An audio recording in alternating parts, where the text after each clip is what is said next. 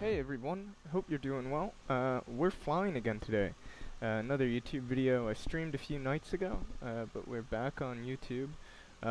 This is the PMDG 777. I know a lot of you guys love that aircraft.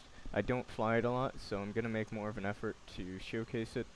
I know a lot of you do enjoy the aircraft. I'm not entirely sure why, but it's a big favorite, and this thing wasn't cheap, so I'd do myself. Actually, I believe it was gifted to me by a friend, so I can't say that I spent a lot of money on it, and therefore I should get get every penny out of it, because that isn't really true. But nonetheless, it's a nice aircraft, and the guy was nice enough to gift it to me, so I may as well make use of that, show my appreciation. So we're on the ground here at Toronto. ICAO is CYYZ, and we're flying cargo today. As you can see, this is Federal Express, FedEx, and we're going to be flying down to Memphis, which is a huge FedEx cargo hub. I mean, it carries, they see plenty of commercial traffic as well for passenger aircraft, but these cool little lampposts. But they also see a lot of cargo. It's a big FedEx hub, so. We're at a cargo ramp here at Toronto. I'm not sure. I believe it's the northeast cargo ramp. Yeah, it's a bit cloudy. The visibility here isn't great, but the weather isn't terrible either. I think it was snowing or raining last night, so we could be doing worse than this. The flight time down to Memphis is about 2 hours. We'll be going up to flight level 340. We do have a good bit of, our zero fuel weight is 460,000 pounds, obviously, because we're carrying cargo, but it's such a short flight, we don't have a lot of fuel on board.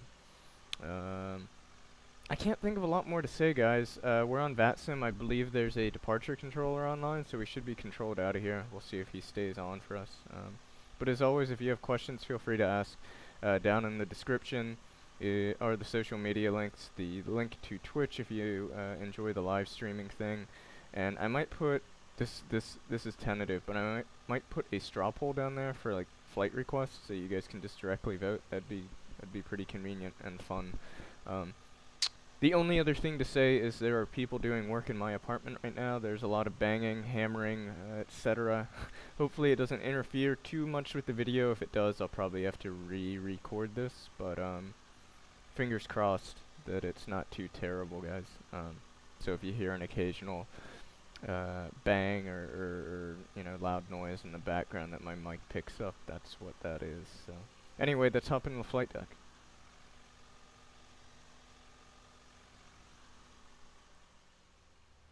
Alright guys, welcome into the flight deck.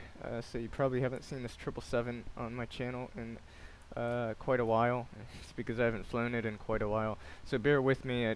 Again, it's the standard Boeing layout, so it's pretty straightforward, but it might just take me a bit more time to figure out where things are. I might not be able to zoom through the flows like I prefer to do, so we shall see. Anyway, we are established on ground power.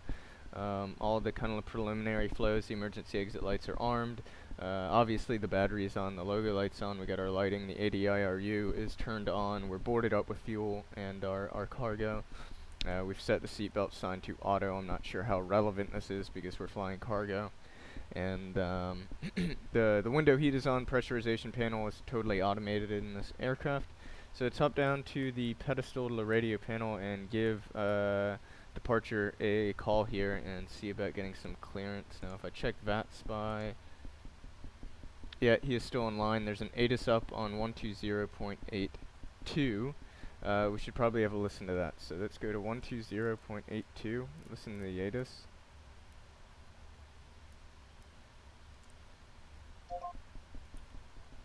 Left.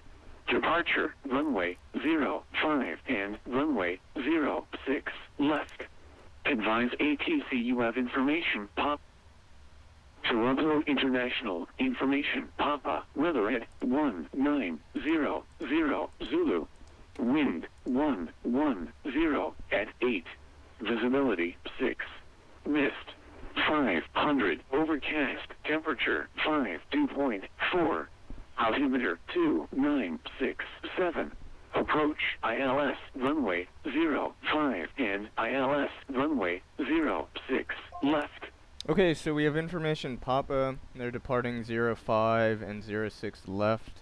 If I take a look at the ground chart, I bet you we're going to have a long taxi no matter what we do. Well, actually there's 05, so he'll probably give us 05. That'll still be a bit of a hike.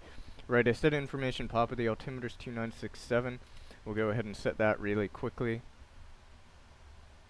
2967, and I believe the standby altimeter syncs, which it does. And we'll give him a call. Approach is 128 point. Whoops, 128.8, and we'll give him a call with Papa.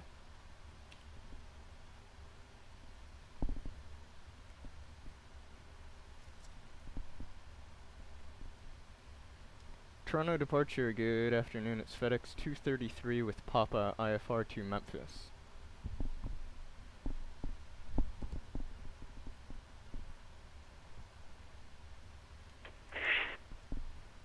FedEx 233, you're declared to the Memphis airport via the McLeod to departure flight plan route. Depart running 05, squawk 2262. FedEx 233 is cleared to Memphis, McLeod 2, flight plan route 05 for departure, squawk 2262. FedEx 233, readback is correct. Push and start at your own discretion. Advise ready for taxi for 05. Okay, we'll call you for taxi, FedEx 233.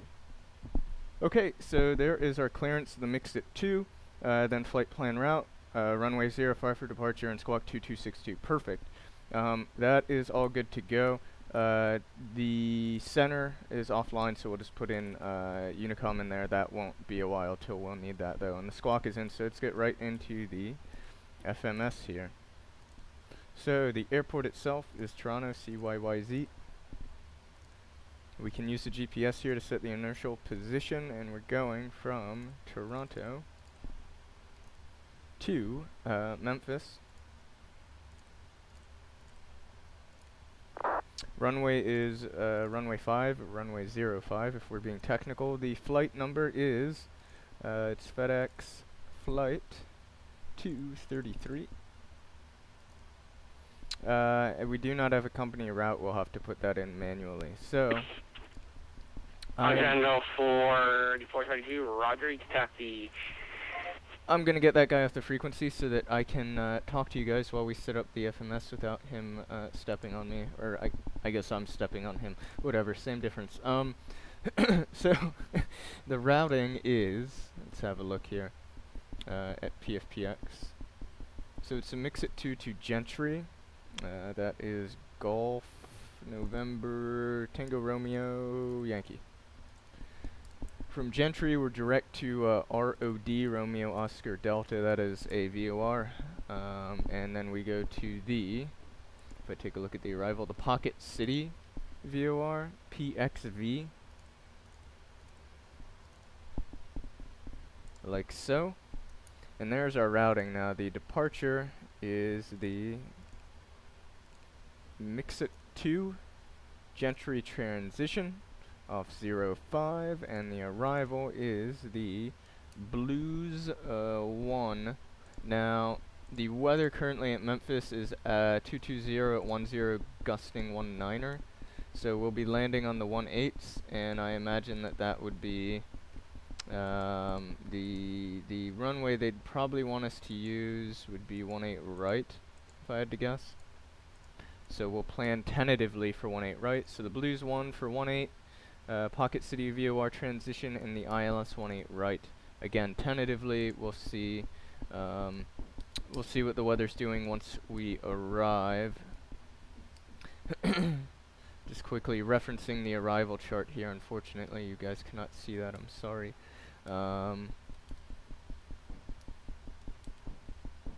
Okay.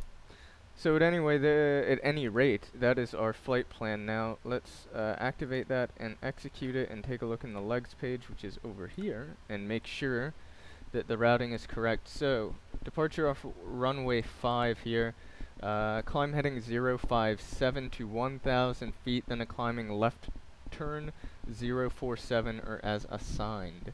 So we'll see what he tells us on departure. Expect radar vectors to mobile. There it is. And then proceed via depicted route.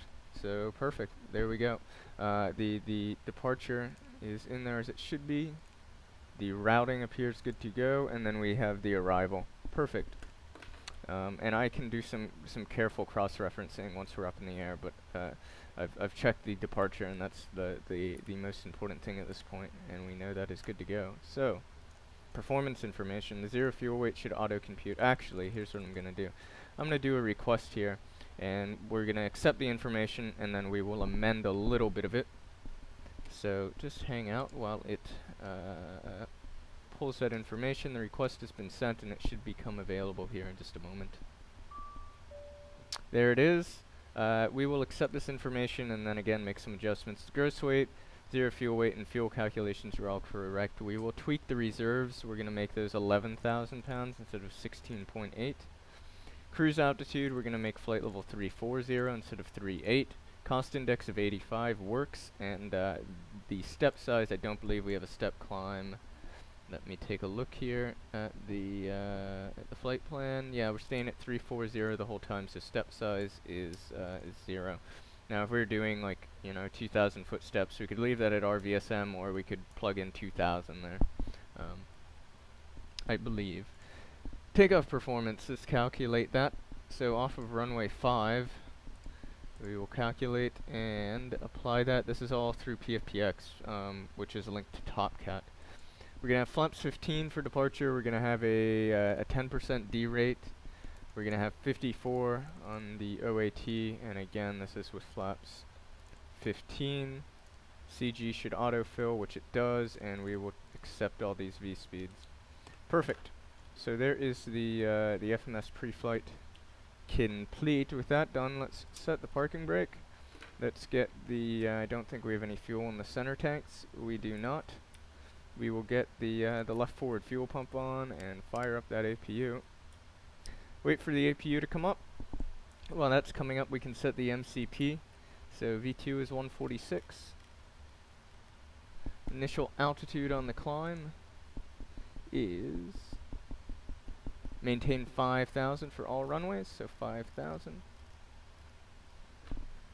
It's going to be a 057 heading to 1,000 feet, which is runway heading to 1,000 feet, and then it will be a left-hand turn to 047. So it's bugging 057, and then at 1,000 feet we'll have to make this 047 unless he specifically gives us different instructions.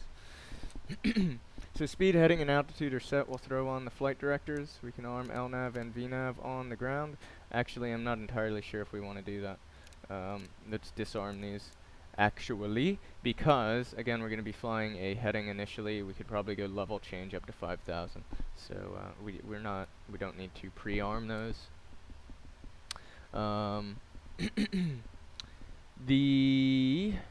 Let's have a look here. VOR bugs are fine. We don't really need those on the NDs. The auto brake we'll worry about after start. We've set the altimeter, and the only other thing to do at this point is, because the APU is now available and running, so we will disconnect this here external power. Let us go ahead here and quickly I just totally slipped my mind with, oh, right, the checklist. That's what we were going to do. So oxygen, I believe that's to be tested over here. Let's have a look.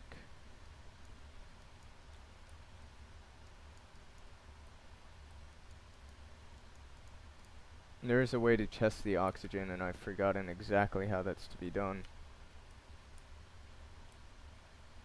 I'm going to assume here, if I cannot figure it out, how to test the oxygen, that it works, because, yeah, and now I'm just making a fool of myself. It's a simulated environment. The oxygen is fine. I'll figure out where exactly that is before the next time I fly this thing. Flight instruments. The heading bug does match our present heading, and the altimeter at 2967 looks slightly off. Let me just confirm that. Yeah, 2967 is still correct. So the pre-flight checklist is complete. Before start checklist, MCP is set. It's actually standby. Let's call over GSX for our pushback. We're going to want our nose. Do I want de-icing? I think we'll pass.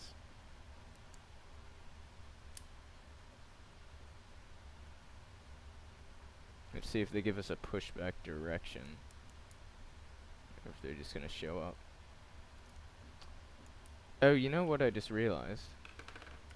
Is this parking position is too small for us, so I'm not sure if GSX will behave. What I could do is I could really quickly reset the parking position. Yeah, let's do that. Okay, so GSX just is not behaving, so we'll have to use the built-in pushback system. That is not a huge deal. So ground connections can go, the wheel chocks can go, and everything else goes with it. So MCP V2 is set, that's 146, heading 057 is set, and altitude 5,000 feet. V speeds 139, 141, 146.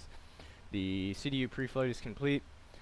The trim should be 0 units, which if we just confirm here,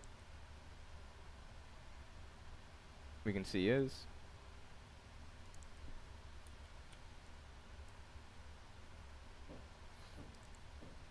Taxi and takeoff briefing. And actually, I said the trim should be 0 units. Let me correct myself. I don't think that's necessarily true. We'll set the trim before taxi. I'm not sure if that's something that's meant to be done before start. If it is, please let me know. That's good information to know. I'm not entirely sure what specifically this is asking you to confirm, but I'm not overly concerned about it. It should be fine. Taxi and takeoff briefing. We're fine, we don't need to worry about that. And we'll throw the beacon light on before engine start. I believe we're good to go. We'll throw the transponder here to auto, and let's hop down and use that built-in pushback functionality. So FS actions rather, pushback. Let's see where we are here. We're gonna want, yeah, nose to the left, tail to the right, and let's see if we can't go about let's say about 75 degrees. 200, yeah, that works, and turn nose to the left. And there we go. Cockpit. So the before start checklist is complete. We're all set to go up here. We've been cleared to push in. Start Throw engines. Display here on the lower ECAM.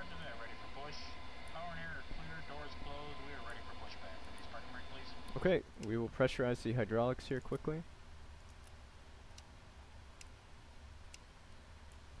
And we'll get rid of the parking brakes for the ground crew. Brake is off, cleared to push. And we'll start the right engine.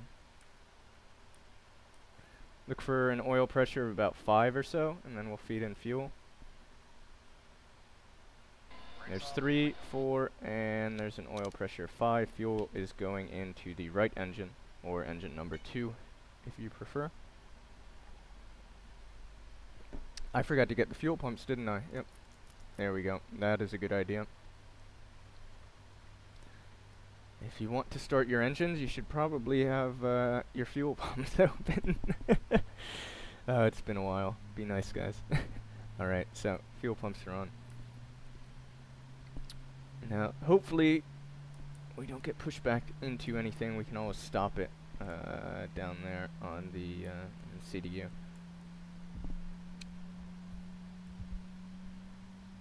Okay, there's a good start on number 2. We'll start number 1. We should also throw traffic here on the NDs, as well as data. That never hurts to have. Oil pressure of 5 and fuel going into engine number 1.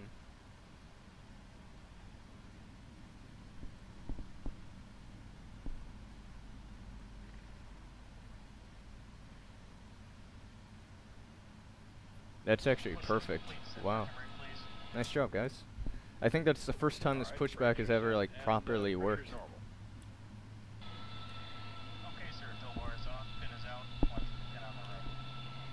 Alright, and number 1 is coming up nicely. You're cleared to disconnect. We will be watching for the pin and the release from guidance on the right side of the airplane, and we'll see you guys next time through. Good start on engine number 1. So, let's get rid of the APU, shall we? We can throw the taxi light on. These packs we can turn on at this point since the engines have now been started. This bleed should automatically turn on shortly, as should the packs. And honestly, we could have turned these packs on before engine start. I don't believe that would have caused any issues because this is all automated, so it would have known, hey, he's attempting to start the engine, we're going to adjust the airflow here so that the engine, the turbine has sufficient airflow to get spinning. But I believe that obviously having them off is fine. You need the packs to be turned off. You cannot have that airflow during engine start. I think we could have turned them to auto though, and it would have been fine. So we'll allow those lights to extinguish here in a minute. We'll set our flaps for takeoff, 1, 5, and 15. We already got the auto brake. We can set the trim. So our trim for takeoff is 4 units, which is already set. Perfect. So power's been transferred to the engine generators. The APU is off and the bleed is automated. The packs are on. The hydraulics are on. The probe heat is automated in the 777. Our trim is set. Our flaps are set. The auto brake is RTO. We will have a check the flight controls here. So let's do that. And I will zoom in down here so you guys can see the electronic display on the lower ECAM. So full up on the elevator and full down, left and right on the ailerons, and rudder full left and back to the right. Rudder looks good to go. So I think we're just about ready to go. We do have the transponder set. Let us just quickly check the checklist. That's what it's there for. So anti-ice I don't believe is required. If we get up in the air and there's moisture, we will deal with it then. Recall is checked. TCAS is off. That's fine for now. Flight controls have been checked and the ground equipment is clear. The before taxi checklist is complete and the before takeoff checklist is complete. Perfect. So we're ready for taxi. Let's go ahead and give that ground controller a call. Let them know that we're ready to go. And we'll get out to runway 5.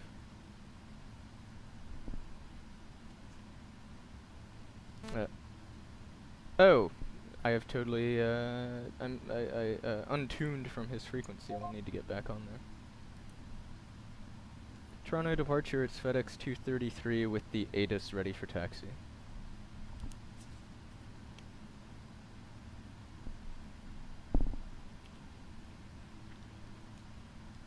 FedEx 233, 2967, taxi, hotel, cross 15 left and 15 right, hold charge 05. Okay, 2967 and runway 5 via hotel, cross 15 left, cross 15 right, will hold short of 05, FedEx 233. Okay, there we go. There's our taxi instructions. Brake released. I will see you guys at the runway.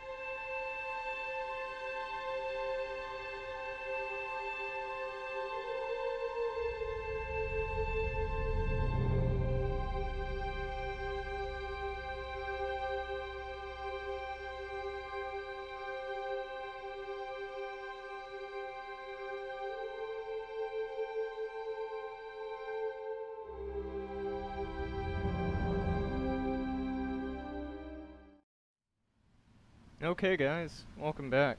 So there's a plane trying to get clearance right now, and as you can see it got very foggy. This is crazy and very cool.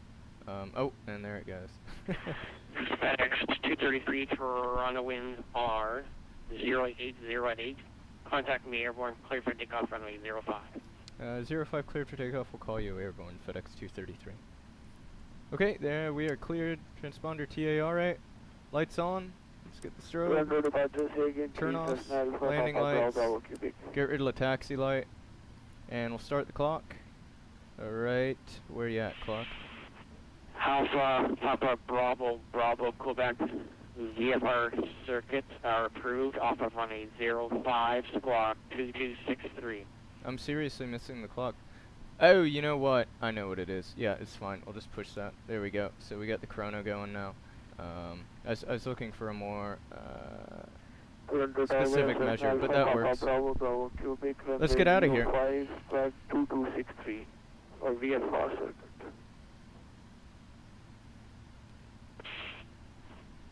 Alpha, Bravo, Quebec, read back is correct. Push start at your own 40% discretion. N1? Ready for taxi for runway 05. Current information is Papa.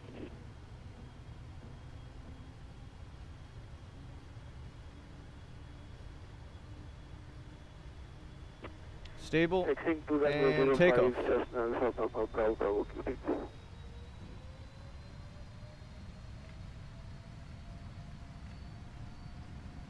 That is very cool.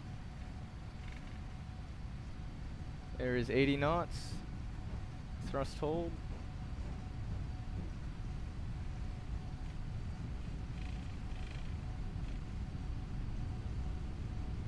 V1.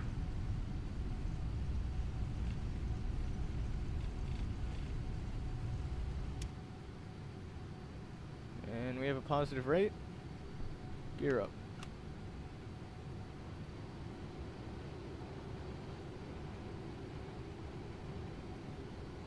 There we go.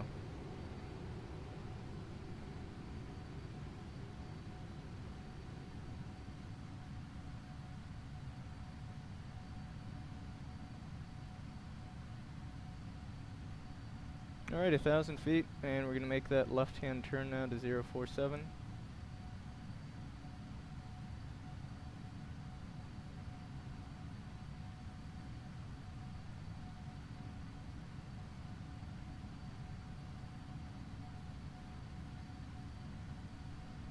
Toronto departure FedEx 233 is through 3.3, heading 047. FedEx 233, identify, climb 7,000. Right turn direct, mobile on course. Okay, right hand direct to mobile on course up to 7,000, FedEx 233.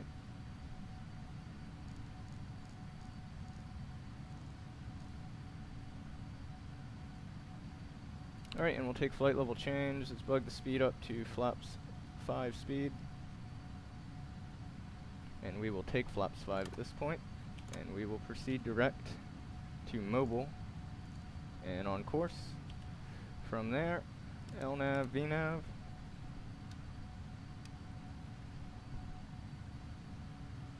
Can get some of these lights off. The turn-offs can go, as can the nose gear landing light. We'll get the inboards for the inboard wing landing lights at 10,000, of course. We're direct to mobile. Still in this thick haze. Flaps 1.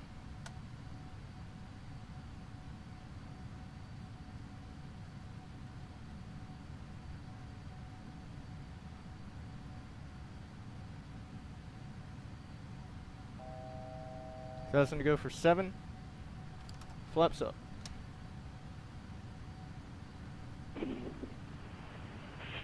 FedEx 2 decline, flight level 230. Flight level 230, FedEx 233. Alright, 230, let's throw on, actually now we're just, I was about to get some anti-ice on, but it looks like we're just breaking out of this moisture now. Wouldn't be a bad idea to still have them on, at least temporarily. So let's see if I can locate the anti-ice switches. We'll have a look. I can't possibly, here we go. Yeah, we'll throw, well they're all on auto, so I assume I'll trust the 777 to handle it. If somebody is knowledgeable with regard to how the anti-ice functions in the 777, by all means share that knowledge with me, I'd really appreciate it, but If there's anything that is labeled auto, I tend to let the aircraft handle that itself. So we're climbing like a bat out of hell, 4,500 feet per minute through 9,000, coming up on 10,000. 29, you are cleared to the Montreal Airport by the gatekeeper departure. Vehicle transition. Depart runway 05, direction 06 left. Okay, 10,000 feet. Landing lights are off. So enjoy the views, guys. I might give you some wing views, and I know this is a cargo flight, so you normally wouldn't have a wing view, but you know, play along. It still looks nice. Enjoy the views, guys. Enjoy the flight. I'll brief you for the descent, the arrival, and the approach once we're a bit closer. So yeah, guys, enjoy. Okay, 29, we actually running 06 left and squawk.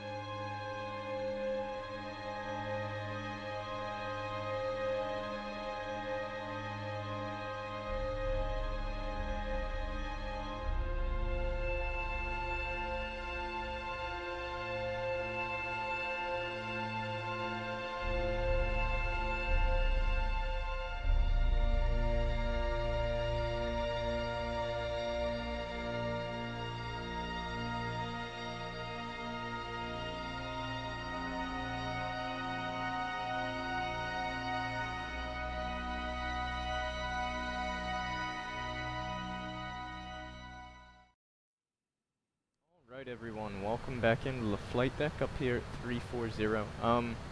We're about roughly 60 miles from top of descent. We can get a specific number, 65. So let's go ahead and prep for that. The arrival is the Blues 1 arrival. We end up where we exit the arrival is a fix. It is Copen. Expect radar vectors to final approach course after Copen. And at Copen we're going to be at 10,000 feet. 230 knots, so we'll reset the MCP altitude down to 10,000 feet, like so. The ILS frequency and course is handled via the CDU, so we should have 109.9, 178 on the course. Yep, that is parked. We will select that, and there is the ILS frequency and course. We have 9,000 feet of runway. We're not terribly heavy, but the further we roll, the longer of a taxi we have, so we'll go with an auto brake of 2. We could use an auto brake of 1, but we just roll out further. An auto brake of 2 wouldn't necessarily be overkill. 18 right, the minimums. Let's first check the visibility at Memphis, check the METAR. Visual conditions, but it is quite windy. Okay, so yeah, a few clouds at 3100, scattered at 3600, broken at 48. MDA is 495, so we will set that on the barometric altimeter, 495. Whoops, overshot it. 495, our minimums are set. As far as the approach goes, let's just quickly go ahead and step on through it. I'll zoom in a bit down here.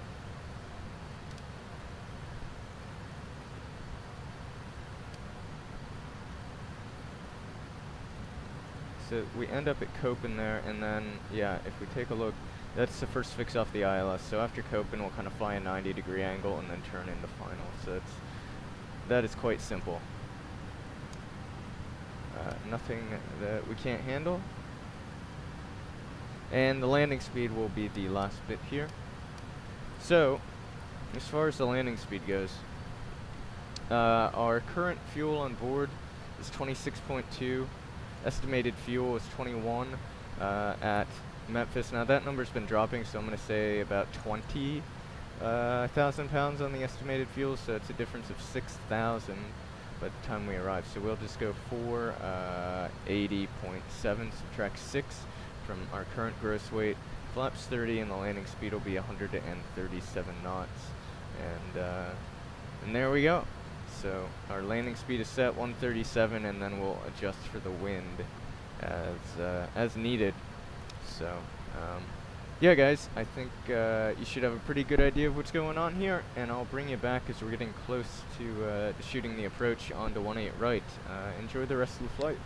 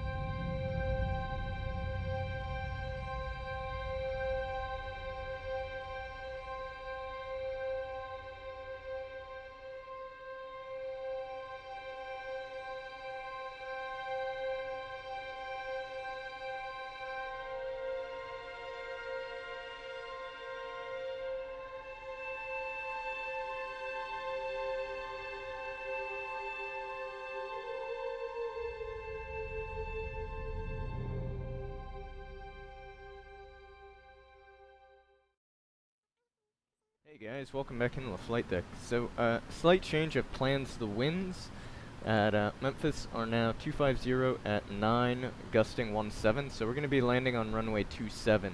I don't know if that's a runway that they use for arrivals, but I do know that there's an ILS on that runway, so we're going to give it a go. It'll be more favorable for the wind. So we're just descending through 5,000. We're now self-vectoring just to get you caught up, and we're going to make this right-hand turn there, so the localizer extending out, and we will intercept that here in just a moment. But we're going to keep it going on present heading for the time being, and we'll make that turn here fairly soon. Now, in fact, let's go ahead and start making that turn now. 240 heading should do the trick. About 20 miles from the field here as we roll out. Just adjust the range bugs so we can see a bit easier. Wow, looks spectacular. Look at those views. Looks really, really nice.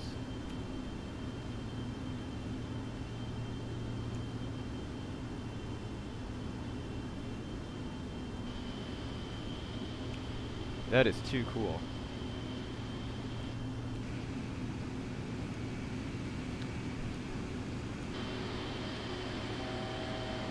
Alright, there is 1,000 to go for 3,000. Sorry for hopping around on the external views there, guys, but it is so nice looking.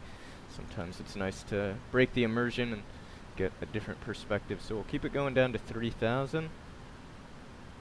Keep the speed here at 230 for the time being, passing through about 3,400 feet. In fact, right about now, because we are coming in pretty hot. Drop the speed down to 180. We'll take flaps 1. In fact, we can keep it at 190 for now. Flaps 1.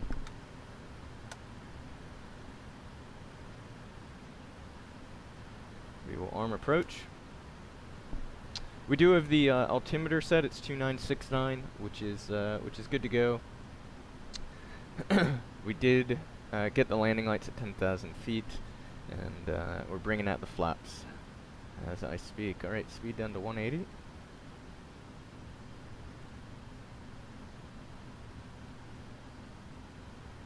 Bring out these flaps a little bit early to help get a bit of extra drag. Flaps 5.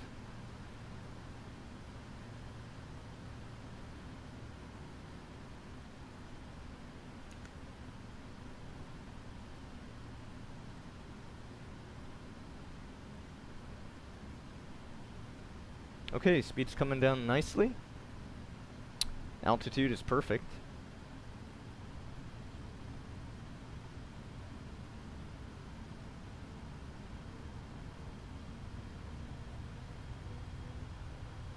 The engines will spool up here to keep the speed up as we, as it plateaus rather. And we should get the localizer and the glide here fairly soon. You can see we're roughly 15 miles or so from the field. As we're rolling out, it'll be closer to 10 miles. Once the glide slope comes down, we'll drop the gear, arm the spoilers, all that good stuff. I do have the FS Dream Team Memphis scenery, and it is the updated version that supposedly has better performance. So I think I've used it once on stream since I updated it, and it did seem better, although I wasn't, you know, actively thinking about that at the time. These poor suburbs are just getting blasted with these GEs. Anyway, speed there is at 180. That is good to go. And we're still tracking towards the localizer at this point.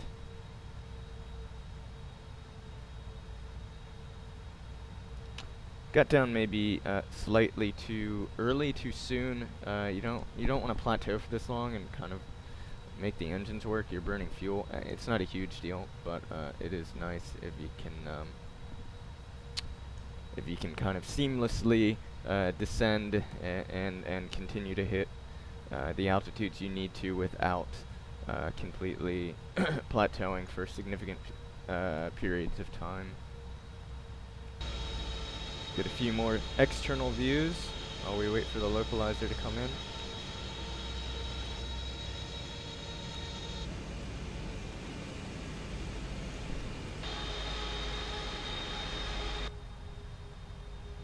Alright, the glide slope is live.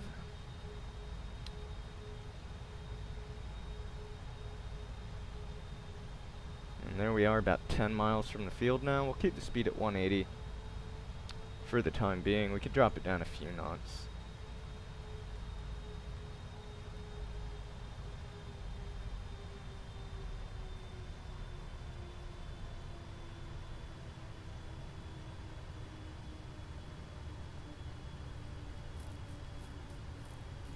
In fact, we'll drop it down a bit more even.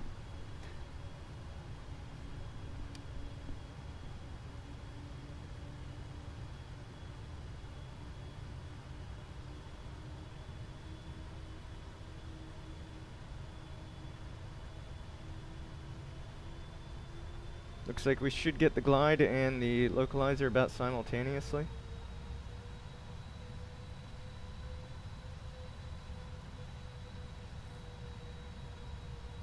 There comes the localizer, and there comes the glide as well. Perfect.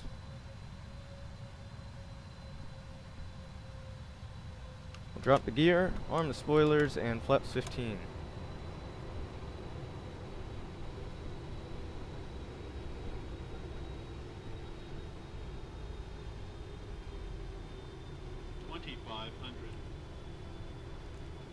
Landing speed 137. It is gusting pretty good at Memphis, isn't it? Yeah, 250 at 9, gusting 17. I said 137 is the landing speed. Well, whoops, 10 knots to that. 137, 147. And we'll take flaps 25.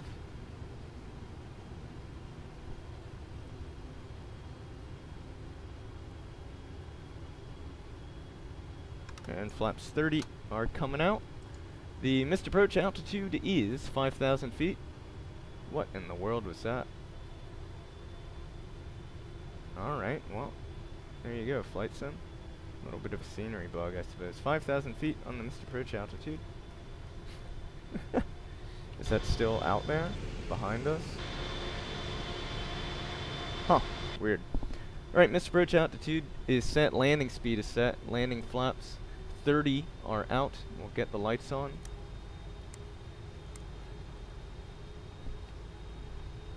And gear down, speed brake armed. We are fully configured to land.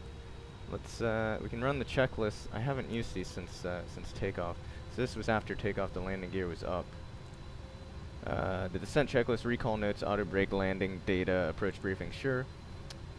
After takeoff, descent. After yeah, whatever. We're configured to land. It would have been nice if we could use the checklist just to verify, but we not much of a functional purpose since I kind of have my own flows, so we know that we are good to go. Anyway, we're at about 1,000 feet. We're fully configured. Let's hand fly it on in.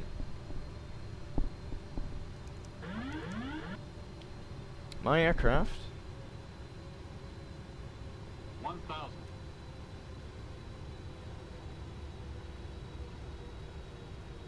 Yeah, speed's really getting away from this thing a bit. The auto thrust does not seem to be behaving too much,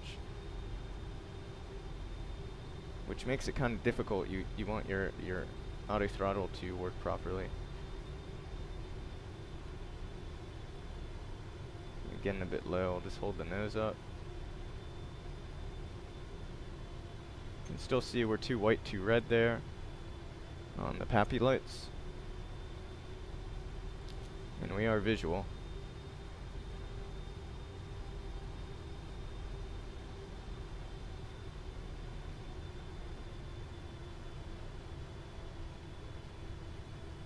Come on, plane, add power. Approaching minimums. Yeah, man, it really needs to add that power in. Minimums.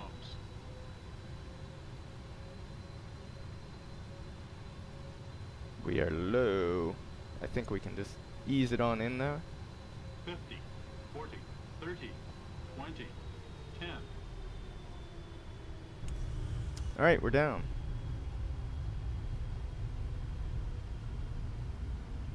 We'll hold the nose up for some aerodynamic braking. Reversers will come out.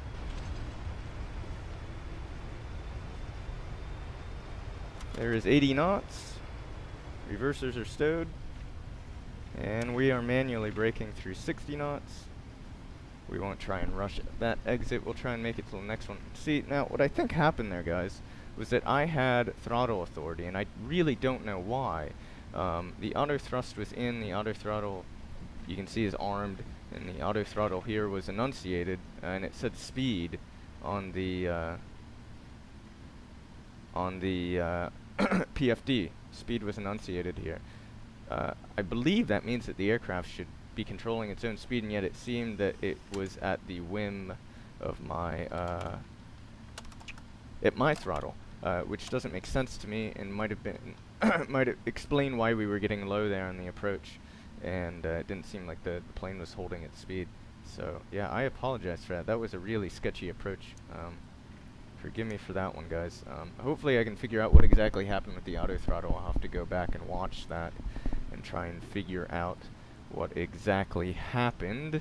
At any rate, let's figure out where we're gonna park. So yeah, I'll see you guys at the gate.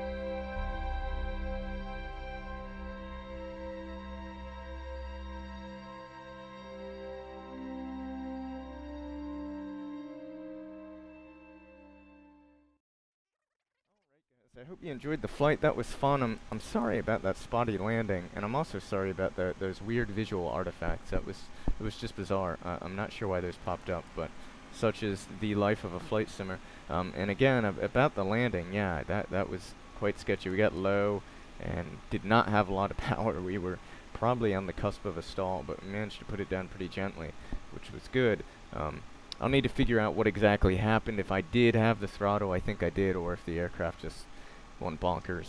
At any rate, that's for another time. I hope you guys enjoyed the flight. Again, there's links in the description below. I've already mentioned that earlier. And yeah, until next time, everybody take care, and I will see you then. So long, guys.